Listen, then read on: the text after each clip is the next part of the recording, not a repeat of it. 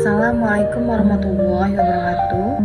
Perkenalkan, saya Resti Puji. Saya mahasiswi dari Universitas Islam Negeri Sumatera Utara pada Fakultas Sains dan Teknologi jurusan Biologi semester 6 Istanbul 2020. Nah, teman-teman, adapun maksud dan tujuan saya membuat video kali ini ialah untuk memaparkan dan menjelaskan materi mengenai deklasifikasi yang mana merupakan materi yang ada pada mata kuliah mikroteknologi dan juga bertujuan untuk memenuhi tugas ujian akhir semesternya pada semester 6 ini.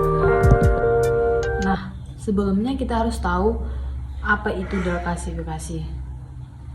Teknik deklasifikasi ini merupakan proses penghilangan garam kalsium dari jaringan dengan menggunakan bahan kimia, sehingga tulang menjadi lunak, dan dapat dilakukan pembuatan preparat histologis untuk kepentingan pengamatan mikroskopis tulang.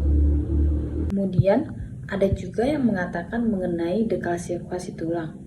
Nah, maksud dari deklasifikasi tulang ini adalah suatu pelunakan tulang karena penghilangan yang namanya ion kalsium, dan juga dapat dilakukan sebagai proses atau teknik histologis yang mana dalam proses ini gunanya untuk mempelajari tulang dan untuk mengekstrak DNA.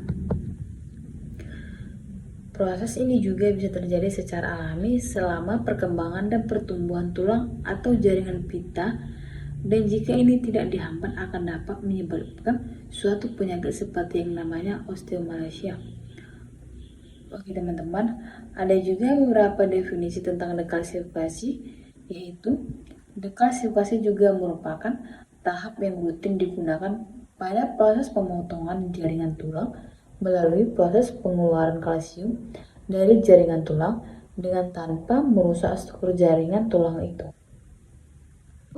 Deklasifikasi ini juga merupakan prosedur rutin dan tujuannya untuk membuat jaringan yang mengandung garam mineral tanpa harus mempertahankan garam mineral tersebut. Deklasifikasi ini juga dikatakan teknik untuk menghilangkan mineral dari tulang atau jaringan yang mengandung garam kalsium lain, sehingga seorang teknisi laboratorium patologi mampu membuat sediaan yang baik tanpa adanya kerusakan akibat jaringan yang keras.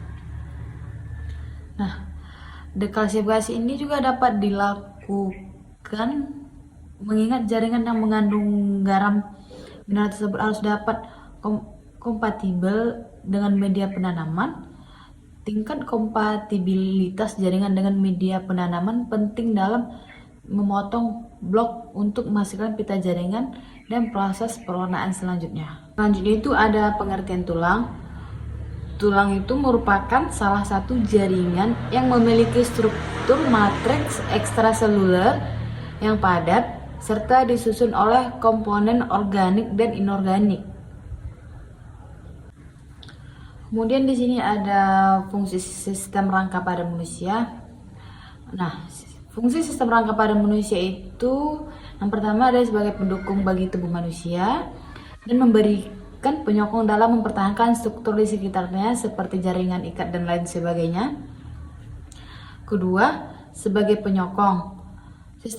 Sistem kerangka berfungsi sebagai pelindung organ-organ vital seperti otak, jantung, paru-paru, ginjal, sumsum tulang belakang, hati, dan tempat lain-lainnya. Nah, ketiga itu bertindak sebagai reservoir mineral seperti kalsium dan fosfor yang diedarkan ke berbagai dari tubuh melalui sistem peredaran darah. Nah, perlu teman-teman ketahui tujuan deklasifikasi itu untuk menghilangkan garam-garam kalsium dan mineralisasi pada tulang, gigi, dan klasifikasi jaringan lain. Deklasifikasi menyebabkan jaringan menjadi lunak sehingga mikrotom dapat memotong tulang dan jaringan yang mengandung kalsium dengan mudah untuk dijadikan sediaan jaringan. Selanjutnya, kita masuk pada metode dari teknik dekalsifikasi ini. Nah, perlu teman-teman ketahui, metode yang digunakan untuk mengetahui proses dekalsifikasi sudah selesai antara lain seperti radiografi, kemudian ada manipulasi atau probing dan bending, kemudian untuk perendaman dan uji kimia. Nah, radiografi ini adalah metode alat akurasi yang dapat mendeteksi proses menghilangkan kalsium sudah sempurna atau belum sempurnanya pada tulang. Kalau manipulasi atau probing dan bending, yaitu metode yang sering digunakan karena mudah, yaitu dengan menusuk jaringan dengan benda yang tajam seperti pisau atau jarum. Lalu waktu perendaman itu tergantung pada jenis dan besar dari jaringan. Nah, untuk uji kimia, yaitu ujinya menggunakan bahan-bahan kimia, kemudian proses dekalsifikasi sudah sempurna atau selesai apabila jaringan femur atau tulang sudah ditembus menggunakan jarum dengan tanpa kekuatan atau tenaga. Kemudian faktor yang berpengaruh terhadap proses dan dekalsifikasi ini untuk mendiagnostis antara lain seperti tulang yang menebal, volume larutan, kerapatan tulang, kemudian vakum atau tekanan, lalu ada suhu dan agitasi. Dari ketebalan tulang, yaitu semakin tulang menebal atau semakin ukuran dari tulang itu membesar, maka semakin lama proses menghilangkan garam-garam kalsium di dalam tulang. Kalau kerapatan atau intensitas tulang, yaitu keadaan di mana tulang yang mengandung banyak kalsium lebih lama atau proses dari pelunakannya apabila dibanding dengan sedikit kandungan kalsium. Lalu ada suhu. Suhu ini dapat mempercepat proses tapi dengan suhu lebih dari 60 derajat Celcius dapat merusak jaringan dan mempengaruhi hasil pengecatan jaringan. Kalau yang terakhir ini agitasi, yaitu proses mempercepatnya atau proses mempercepat dari teknik dekalsifikasi dengan mekanik atau mengaduk saat proses dekalsifikasi. Vakum atau tekanan adalah proses di mana kita memberi tekanan yang biasanya untuk proses menghilangkan gelembung pada rongga, namun apabila dibarengkan dengan proses dekalsifikasi diharapkan akan mengurangi kerusakan jaringan saat dikerjakan. Kemudian teman-teman, adapun faktor terakhir yang berpengaruh terhadap proses dekalsifikasi adalah volume larutan. Jadi, semakin banyak larutan dekalsifikasi, maka akan mempercepat proses dekalsifikasi. Nah, di sini ada gambar. Pada gambar ini, sediaan tulang tidak dilakukan dekalsifikasi atau pewarnaan konvosa. Di sini, tulang difiksasi dengan formalin dan diproses serta ditanam dalam resin. Kalsium dalam tulang akan berwarna hitam. Ini kan ada digambarkan ada nampak hitam kan? Hitam dan batasan dari osteoid pada permukaan berwarna biru bernoda seperti komponen dari sumsum tulang. Meskipun jaringan diproses dengan polimer resin, keretakan tetap akan terjadi akibat proses pematangan jaringan. Nah, selanjutnya itu langkah-langkah dasar dari dekalsifikasi. Ada dua metode. Metode yang pertama itu metode potong makros, fiksasi, lanjut ke dekalsifikasi. Pertama, dipotong jaringan yang mengandung garam kalsium dengan ketebalan 4-5 mm. Hal ini dilakukan untuk memastikan tahap fiksasi tercapai dan proses penghilangan garam kalsium tercapai. Jaringan yang terdekalsifikasi dengan ukuran ini diharapkan akan tercapai 2-3 jam. Untuk memastikan dekalsifikasi lengkap diperlukan untuk memeriksanya setelah 2-3 jam. Kedua itu ketika larutan difiksasi yang dipilih untuk tulang atau sumsum tulang adalah larutan zengker atau boin, maka risiko jaringan rusak akan 4 kali lebih besar selama selama dekalsifikasi dari jaringan yang seharusnya dijaga. Kedua itu metode fiksasi, lanjut ke potong makros, terakhir baru dekalsifikasi. Nah, di sini pertama jaringan yang berukuran tertentu direndam di dalam fiksasi. Kedua, setelah terfiksasi sempurna, jaringan dipotong dengan ketebalan kurang lebih 5 mm. Rendam jaringan dengan larutan dekalsifikasi yang dibutuhkan selama 2-3 jam. Prinsip dasar dalam tahap dekalsifikasi. Pertama itu pengurangan atau penghilangan garam kalsium oleh larutan asam lemah. Kedua, pengurangan atau penghilangan garam kalsium oleh penggunaan larutan mineral lemah yang dibarengi dengan pertukaran ion resin untuk menjaga larutan dekalsifikasi bebas dari kalsium bebas. Ketiga, menggunakan heating agen EDTA. Keempat, pengurangan atau penghilangan garam kalsium yang menggunakan prinsip perubahan kalsium menjadi ion elektrolit dengan menggunakan listrik arus. Prinsip dekalsifikasi didasarkan pada penghilangan kation kalsium melalui mekanisme anion. Nah, anion ini berasal dari larutan dekalsifikasi yang biasanya berupa larutan asam. Larutan dekalsifikasi yang baik harus dapat menghilangkan semua kalsium tanpa memberikan efek buruk pada sel atau serat jaringan dan tanpa gangguan impregnasi atau pewarnaan berikutnya. Selain larutan asam, larutan penyangga dengan pH 4,4 sampai 4,5 dan zat pengelat yang baik seperti asam etilen, diamina tetraasetat atau EDTA dapat dijadikan larutan dekalsifikasi yang baik. Semua larutan dekalsifikasi asam akan merusak dari senyawa organik yang berada pada substansi dasar tulang dan jaringan lain. Sebelum jaringan dilakukan proses dekalsifikasi, jaringan tersebut harus dilakukan proses fiksasi terlebih dahulu. Jaringan keras yang tidak terfiksasi dengan baik maka akan menyebabkan kerusakan pada jaringan lunak di sekitarnya akibat agen dekalsifikasi. Fiksasi itulah yang nantinya akan melindungi jaringan lunak baik keseluruhannya atau setidaknya ada bagian kecil yang dapat dipertahankan. Teknik inilah yang disebut dengan teknik fiksasi, potong makros, dan dekalsifikasi. Namun ada juga teknik lainnya yang dilakukan dengan tahap potong makros atau fiksasi dekalsifikasi. Teknik yang sering digunakan dari kedua teknik tersebut adalah teknik potong makros, fiksasi, dekalsifikasi. Meskipun banyak terjadi penyimpangan dari prosedur yang seharusnya, namun kita harus perhatikan bahwa tidak semuanya dapat dilakukan dengan teknik tersebut. Seperti halnya pasien yang diagnosis tuberkulosis atau AIDS atau jaringan mengandung virus infeksius, maka pilihan teknik yang harus dilakukan adalah difiksasi dulu, potong makros, lanjut dekalsifikasi. Bahkan dengan teknik pematangan yang dipercepat.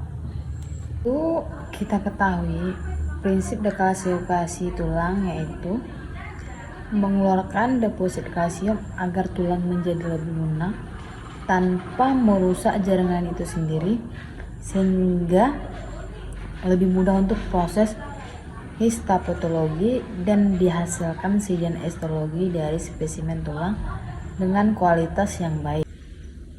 Selanjutnya itu ada larutan dekalsifier. Larutan dekalsifier ini yang ada di antaranya yang mengandung asam mineral kuat, asam organik lemah, dan chelating agent. Prinsip yang digunakan yaitu memindahkan kalsium dari tulang ke larutan dekalsifikasi. Yang pertama itu asam mineral kuat.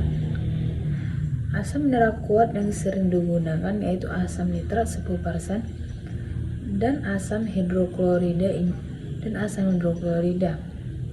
Ini merupakan dekalsifikasi yang paling sering digunakan dan merupakan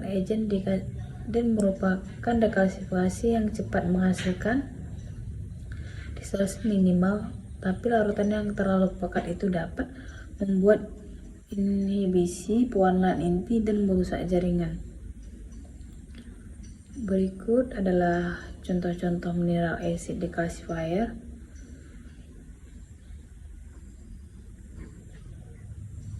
Yang kedua itu yaitu asam organik lemah yang sering digunakan, yaitu formic acid, TCA atau trichologetic acid, chromic acid, citric acid citrate vapor solution. Nah, larutan ini sering digunakan untuk bekerja lebih lambat pada tulang yang lebih padat. Berikut adalah contoh-contoh larutan weak organic acid decalcifier. Ketiga itu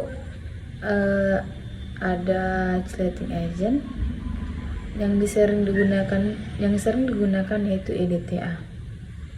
Nah, EDTA ini merupakan substansi yang mengkombinasi ion kalsium dan mineral lainnya yang membentuk suatu kompleks yang bertujuan untuk menghilangkan garam kalsium dari tulang. Ini memiliki hal yang positif, yaitu tidak berefek pada pewarnaan, sehingga staining spesimen tulang tetap optimal, bekerja lebih lambat tapi tidak merusak jaringan.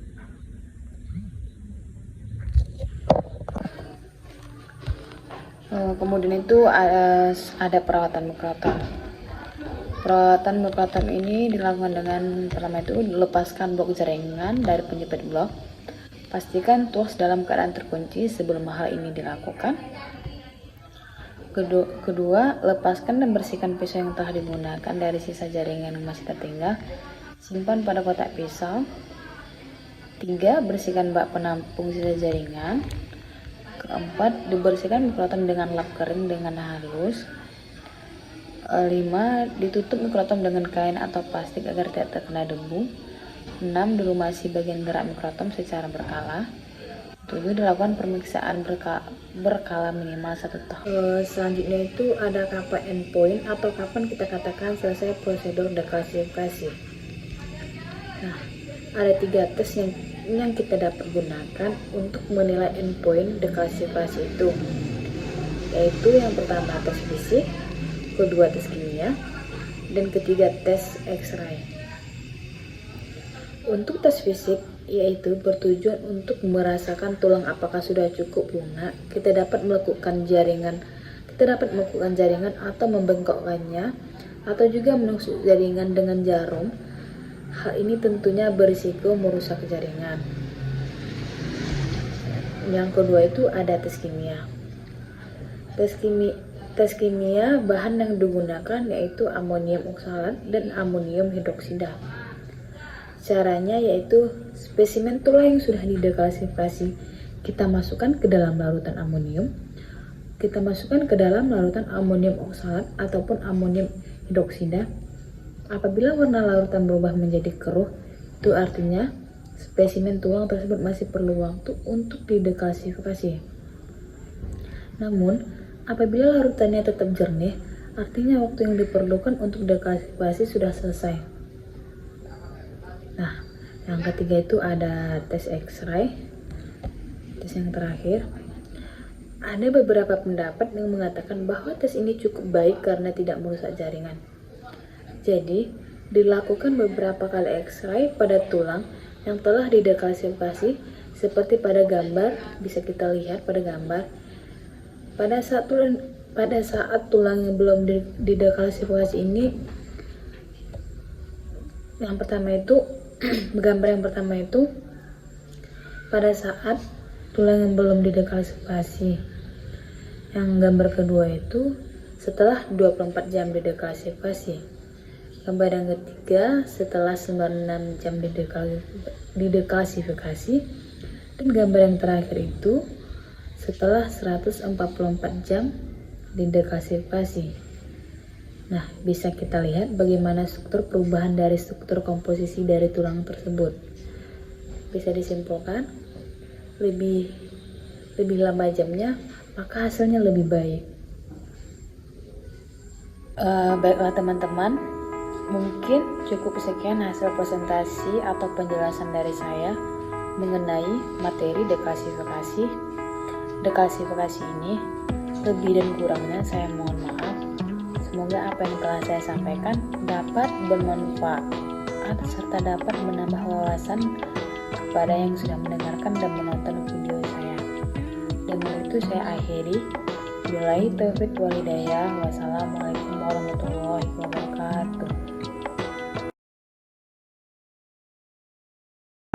Kalsiumnya itu yang dikenal dengan proses dekalsifikasi.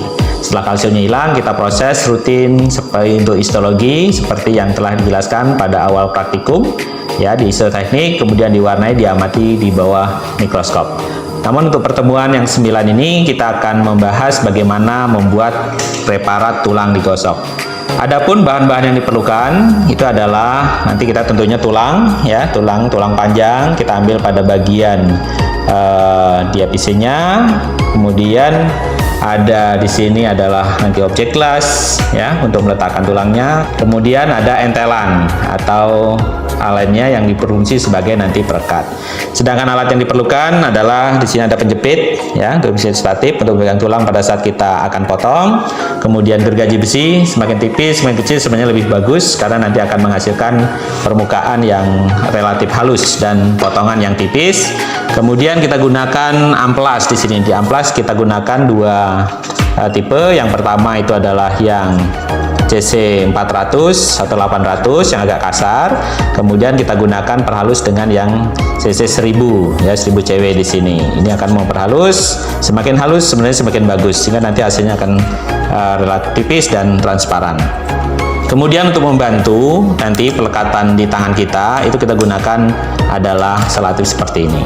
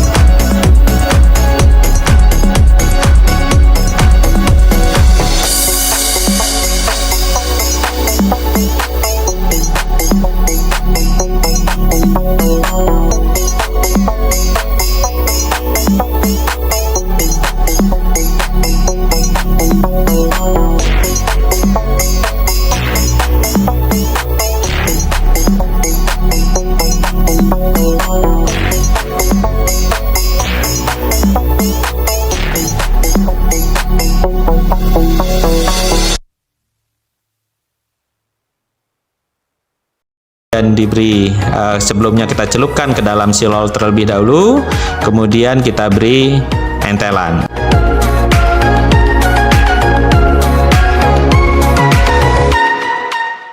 Setelah itu dikeringkan dan itu bisa disimpan dalam waktu yang lama.